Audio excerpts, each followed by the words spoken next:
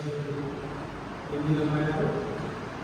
కార్యక్రమాన్ని ఇచ్చేసినటువంటి తెలంగాణ రాష్ట్ర గౌడ సంఘాల జేఏసీ చైర్మన్ సోదరుడు బాలాజీ గౌడ్ గారికి, ఈ కార్యక్రమంలో పాల్గొంటున్నటువంటి గౌడ సంఘాల నాయకులు ఐలి వెంకన్న గౌడ్ గారు, ఎందుకంటే విజయ్ కుమార్ గౌడ్ గారు, అమ్మాల నారాయణ గౌడ్ గారు, కూడా మన్సూర్ గౌడ్ గారు, మన ఏడుగుండల్ గారు, జడ్జి వీరస్వామి గౌడ్ గారు, శివపతి గారి సంఘం అధ్యక్షులు మల్లేష్ గారు, కుల వివక్ష పోరాట సమితి సోదరుడు దశరథ గారు, మత్స్యకారుల సంఘం అధ్యక్షులు బాలకృష్ణ గారు, ఆసన గారు, సర్పంచుల సంఘం అధ్యక్షులు సుమి యాదయ్య గౌడ్ గారు,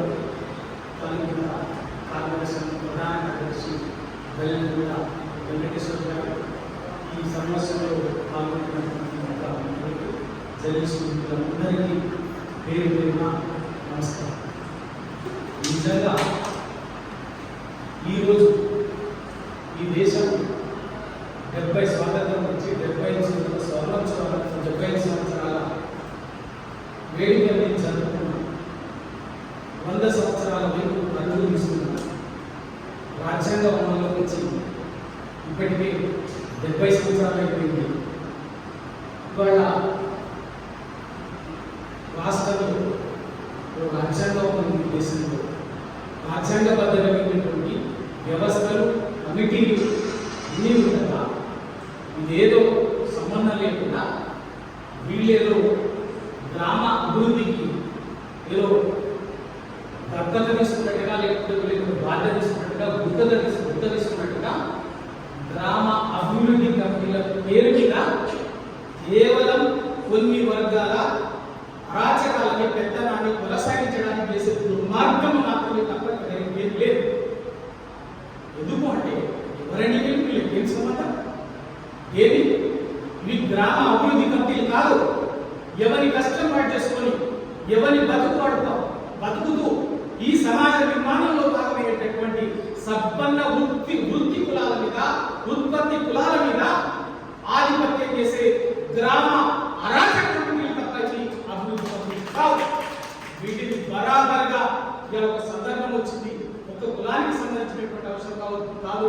ఇది వాళ్ళ కల్లు గీత కార్మికుల వంతైంది, కల్లు గౌళ్ల వంతైంది.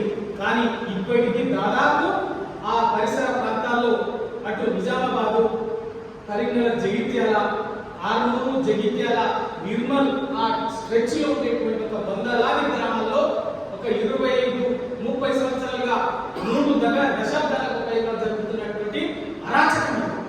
ఈ అరాచకాన్ని ఖచ్చితంగా అడ్డుకోకపోతే ఇవాళ ఏమైందంటే నిజం ఇవాళ నిజంగా ఎంత బాగా అనిపిస్తారంటే అదే మామూలు ఏమైంది ఇవాళ ఈ రాష్ట్రాన్ని అధికారాన్ని పరిపాలిస్తున్నటువంటి, ఈ రాష్ట్రంలో అధికార పార్టీ అయినటువంటి కాంగ్రెస్ పార్టీ రాష్ట్ర అధ్యక్షుడు మహేష్ కుమార్ గౌడ్ గారు ఆ జిల్లాకు ఆ ప్రాంతానికి సంబంధించినటువంటి, ఆ పక్కనే మన పొన్నం ప్రభాకర్ గారు కూడా ఆ ప్రాంతంలో పరిసరాల సమీపంలో ఉండేటువంటి బీసీ సంక్షేమ శాఖ మంత్రి, మన జాతికి సంబంధించినటువంటి వాడు ఆ ప్రాంతంలో ఉండేటువంటి వాడు.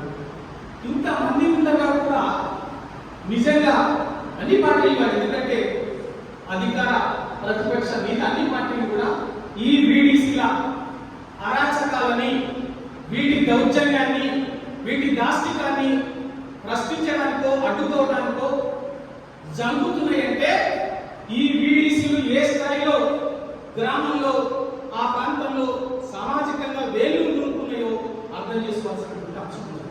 ఇవి కొన్ని కులాలు మాత్రమే, ఇవాళ కొన్ని కులాలు మాత్రమే వాళ్ళ చేతుల్లో రాజ్యాంగం అమలులోకి వచ్చిన తర్వాత ఈ దేశంలో ఆర్టికల్ 73 ద్వారా స్థానిక సంస్థలు సంపూర్ణ గ్రామ స్వరాజ్యం అనేటువంటి లక్ష్యంతో స్థానిక సంస్థలకు విశేష అధికారాలు వచ్చిన తర్వాత ఆర్టికల్ 73ని నిర్వీర్యం చేయడానికి జరిగినటువంటి కుట్రనే, దుర్మార్గమే ఈ గ్రామ అభివృద్ధి కమిటీ. వీటిని మనం అమలు చేసుకోకపోతే ఈ రాజ్యాంగంలో వచ్చినటువంటి ఇన్ని మానవ హక్కులు,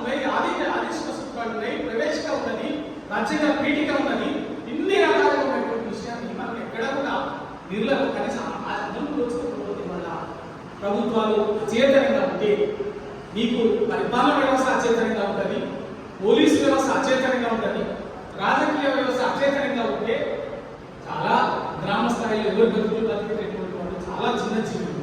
వాళ్ళు నిజంగా దీన్ని ధిక్కరించి ఎదిరించి నిలబడడానికి ధైర్యం ఎక్కడి నుంచి వస్తారు? ఒక పోలీసు వ్యవస్థలో నిలబడాలి భాషకైనా, ఒక రాజకీయ వ్యవస్థలో నిలబడాలి, లేదా ఒక పరిపాలన వ్యవస్థలో నిలబడాలి. ఈ వ్యవస్థలన్నీ కూడా చేతులు చేసిన తర్వాత వాళ్ళు నిలబడాల్సింది వాళ్ళు ఎక్కడ ధైర్యం చేస్తారు? అయినా కూడా ఇవాళ నిజామాబాద్ జిల్లా తాళ్ళ రాంపూర్లో సాధారణ మహిళలు కలుగుత కుటుంబాలకు సంబంధించినటువంటి మహిళలు నిలబడ్డే చూడండి, ధైర్యంగా మనం వాళ్ళకు చేతులెత్తి నమస్కరించాలి. ఈ అరాచకాలను నిజంగా మొట్టమొదటిగా వాళ్ళ బయట సమాజానికి ఎలుగెత్తి చాటినటువంటిది మొట్టమొదటి సంఘటన మహిళలు వాళ్ళ ధైర్యంగా. కాబట్టి వాళ్ళ మనం ఆ మహిళలు ధైర్యంగా నిలబడి పోరాడుతున్న అరాచకాలకు వ్యతిరేకంగా మనం పెద్ద మొనగాళ్ళం, పెద్ద మగవాళ్ళు లేరు, పెద్ద తీరులను మనం యువకులను చెప్పేటటువంటి పెద్ద వాళ్ళు ఉన్నారు కదా. మీ మగాళ్ళైతే సిగ్గుంటే ఆ ఆడవాళ్ళకు జరిగినటువంటి అన్యాయం మీద ఆ ఆడవాళ్ళు ప్రశ్నించి వాళ్ళ 15-20 రోజులుగా నిలబడి కొట్లాడుతున్నారు. వాళ్ళ పక్షాన వాళ్ళకు మద్దతు నిలబడండి. రాజకీయాలు బరాబర్ వాళ్ళు ఇందాక ఈ సమావేశం సందర్భంగా తీసుకున్నటువంటి సమావేశంలో నిర్ణయంలో ప్రతిపాదించినటువంటి ఏ విధంగా అయితే ఎక్కడైతే ఆ మహిళలు అవమానించబడ్డారో అక్కడే సాధారణంగా తాళ మేళాలతోటి ఖచ్చితంగా ఆ జిల్లాలో గౌరవం పెట్టాలి. బరాబర్ నేను వస్తాను. నాకు పార్టీ ఇబ్బందిగా ఉన్నప్పుడు కూడా అంతకంటే బాధ అనిపించింది. నిన్న వెంకటేశ్వర గారు మన రమణ గారు చెప్పాలని తప్పనిసరిగా వస్తారు. అయితే నేను ఇప్పటివరకు బయటకు ఇవ్వాలి 40 రోజుల తర్వాత కాల్ బ్యాక్స్ ఇవ్వాలి ఫస్ట్ బయటకు వచ్చింది.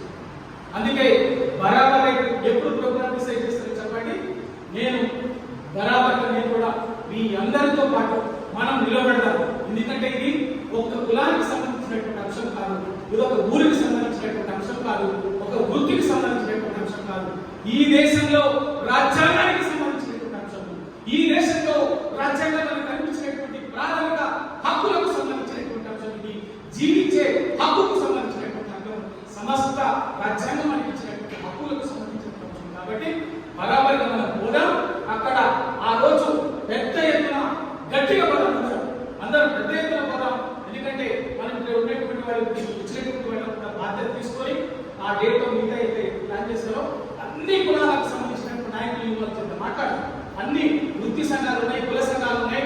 చేతులు వాళ్ళ ధైర్యం ఇవాళ తెలంగాణలో ఏదో మంచికో ఇంకా ఓ సందర్భం వస్తే ఇవాళ అగ్రవర్ణాల ఆధిపత్యాన్ని ధిక్కరించి ఓ పేదల పక్షాన ఒక బీసీలకో బడుగులకో దళితులకు ఏదైనా తీసుకొస్తే నిలబడి కొట్లాడేటువంటి ధైర్యం ఉండేటువంటి గౌంలోనే అంటే గౌంలోకి నీ గ్రామ బహిష్కరణ ఉంటే మిగతా సంఖ్యాపరంగా నోళ్లు లేని కులాల పరిస్థితి ఏంటి చెప్పండి. అంటే ఎంత మౌనంగా ఎంత అరాచకాన్ని వాళ్ళు అక్కడ చిన్న కులాలకు సంబంధించినటువంటి పరిస్థితుల్లో ఇది చెప్పుకుంటుంది. ఇది ఒక సందర్భం వచ్చింది కాబట్టి మనం ఖచ్చితంగా అందరినీ పిలుద్దాం, అందరినీ మాట్లాడదాం, కులాలకు సంబంధించినటువంటి మాట్లాడదాం. ఇవాళ ఒక కులానికి వచ్చింది కాబట్టి గౌడ సంబంధించింది కాదు, రేపు నీకు వస్తే గౌడకి వస్తే రేపు వచ్చినప్పుడు ఇప్పుడు గట్టి విన్నప్పుడే దెబ్బ కొడదాం, వీళ్ళ సంగతి అయితే చెప్తామని చెప్పేసి. ఎందుకంటే లేకపోతే ఇవాళ తెలంగాణలో సాయుధ రైతాంగ పోరాటం ఎందుకు రచనాత్మక తిరుగుబాటు ఎందుకు వచ్చింది?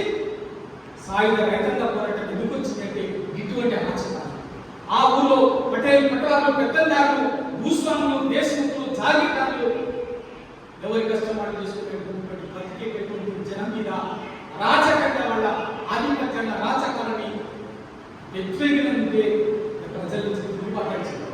ఆ తిరుగుబాటు వచ్చే తెర మీద ఒక్కొక్కల కొడుకు పట్టణంలో పడి దాచుకున్నటువంటి వాడి వల్ల మళ్ళీ ఇటువంటి సందర్భం వచ్చినప్పుడల్లా ఇటువంటి దొంగ వేషాలు వేసి దొంగ రూపాయలు ముసుగులు వేసుకుంటూ మళ్ళీ గ్రామ స్థాయిలో చేతి గుర్తులని సంపన్న వర్గాల పెద్దన ఆధిపత్యాన్ని చూసినటువంటి అరాచకం.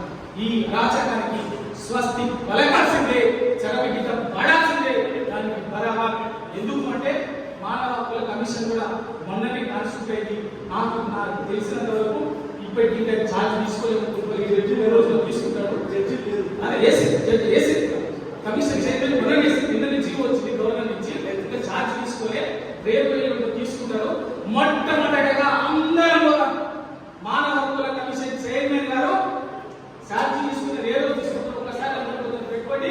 చార్జ్ తీసుకొని పోతాం అందరం పోతాం తీసుకొని మానవ హక్కుల కమిషన్ మొట్టమొదటిగా టేకప్ చేయాల్సినటువంటి అంశం కూడా ఇదే. ఎందుకంటే లగచర్లలో ఆ రోజు భూములకు సంబంధించి రాజకీయ కోసం ప్రస్తావించండి. ఆ భూములకు సంబంధించినటువంటిది అక్కడికి ఇక్కడ ప్రజలు ఎంత గౌరవిస్తున్నప్పుడు ఎవరికి ఎక్కలేదు. ఇప్పుడైతే అక్కడ ఉన్నటువంటి లంబాడీలు ఢిల్లీకి పోయి ఎస్సీ కమిషన్ దగ్గరికి పోయిందో దేశం మొత్తం ఆ ఇష్యూ చూసినప్పటికీ 6 నెలలుగా పోరాటం జరుగుతుంది. ఆ ఉత్తర్వులు జరగలేదు. ఎప్పుడైతే ఢిల్లీకి పోయి ఎస్సీ కమిషన్ ఆదివాసీలు వినతి పత్రం ఇచ్చారో లేడీస్ ఫ్యామిలీస్ పోయి ఆ రోజు అనివార్యంగా మీడియా మొత్తం చేయాల్సి వచ్చింది. ప్లస్ రాజకీయ పార్టీలు వెళ్ళాల్సి వచ్చింది. అనివార్యంగా ముఖ్యమంత్రి గారు భయపడి ఆ ప్రతిపాదన వెనక్కి తీసుకుంటూ ప్రకటించారు. రేపు ఈ కాల శ్రీరామ్ ఇష్యూను కూడా మనం రాజకీయాలకు అతీతంగా ఇది సబ్బన వర్గాలకు సంబంధించినటువంటి అంశం కాబట్టి, మానవ హక్కులకు సంబంధించినటువంటి అంశం కాబట్టి, రాజ్యాంగానికి సంబంధించినటువంటి అంశం కాబట్టి ఆ మానవ హక్కుల చైర్మన్ చార్జ్ తీసుకున్న వెంటనే మొట్టమొదటి ఇష్యూగా దీన్ని టేకప్ చేయాలి. అవసరం అందరం కూడా పోయి అక్కడ కూర్చొని దాన్ని ఆయన వినతి పత్రం ఇచ్చేసి దాన్ని పిటిషన్ ఇచ్చి ఆ పిటిషన్ విచారణ చేయాల్సిందిగా, లేకపోతే నేను ఇక్కడి నుంచే విషయం ఇచ్చి మేము పోయి అక్కడ కూర్చుంటాం సార్ అని చెప్పి చైర్మన్ గారికి చెప్పే హక్కు బరాబర్గా. ఎందుకంటే ఇక్కడ విషయం చిన్నదనుకోవచ్చింది, చిన్నది కాదు ఇది పెద్ద చాలా. ఇది రాజ్యాంగానికి సవాల్ చేయటం. ఒక్కసారి మనం రాజ్యాంగానికి సంబంధించినటువంటి ఎప్పుడు మొదటిసారి ఎవరి వాళ్ళ మౌనం ఉన్నట్టు మండలి వాళ్ళు ఎంత దూరం వచ్చింది బీబీసీ వాళ్ళ సందర్భం వచ్చింది. మనం ఖచ్చితంగా ఎదిరించాల్సిందే.